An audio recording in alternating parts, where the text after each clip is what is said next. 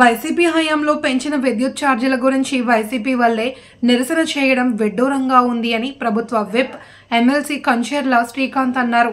చిత్తూరు జిల్లా కుప్పంలో ఆయన మీడియాతో మాట్లాడుతూ అధికారంలో ఉన్నప్పుడు విద్యుత్ వ్యవస్థనే నాశనం చేసిన వైసీపీ నేతలు మళ్లీ నీతులు చెబుతూ ఉండడం హాస్యాస్పదంగా ఉందన్నారు. వైసీపీ ప్రభుత్వం చేసిన అప్పులతో రాష్ట్రం ఆర్థికంగా బాగా నష్టపోయింది అని, అయినప్పటికీ ముఖ్యమంత్రి చంద్రబాబు ఆలోచన విధానాలతో రాష్ట్రాన్ని గాడిలో పెడుతున్నారని తెలిపారు. వివరాలన్నీ కూడా తెలియజేస్తాం. దాంట్లో భాగంగా రమారమి 10,000 మందికి ఉపాధి కల్పించేటటువంటి పరిశ్రమలకు సంబంధించిన శంకుస్థాపన కార్యక్రమాలు, ఇతర కార్యక్రమాలు కూడా ఉంటాయి. అవన్నీ వివరాలు కూడా 2-3 రోజుల్లో మరొక మీడియా సమావేశంలో తెలియజేస్తాం.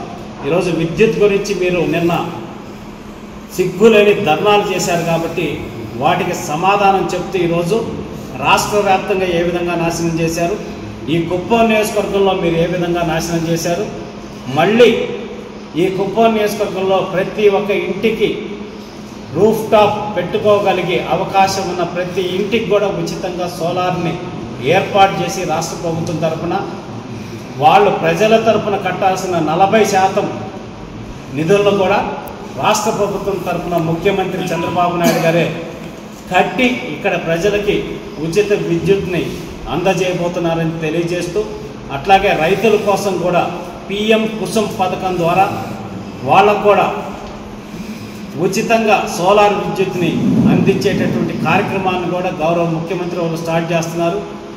దాంట్లో కూడా రైతులు కట్టాల్సిన 40% భాగాన్ని రాష్ట్ర ప్రభుత్వం తరఫున ముఖ్యమంత్రి గారు చెల్లించే విధంగా కూడా ప్రణాళికలు రూపొందిస్తున్నారు.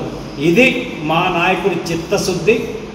కుప్పం నియోజకవర్గ ప్రజల పట్ల ఆయనకున్నటువంటి ప్రేమ, అభిమానం, వాళ్ళ జీవితాల పట్ల ఆయనకున్న బాధ్యత అని చెప్పి తెలియజేస్తూ, ఇప్పటికైనా ఇటువంటి మానుకోవాలని తెలియజేస్తూ, ఈరోజు ఈ రాష్ట్రాన్ని అట్లాగే కుప్పాన్ని కూడా అభివృద్ధి చేసే నాయకుడు నారా చంద్రబాబు నాయుడు గారు అనే విషయాన్ని అర్థం చేసుకొని ప్రవర్తించాలని తెలియజేస్తూ సెలవు తీసుకుంటున్నాం. జై హింద్.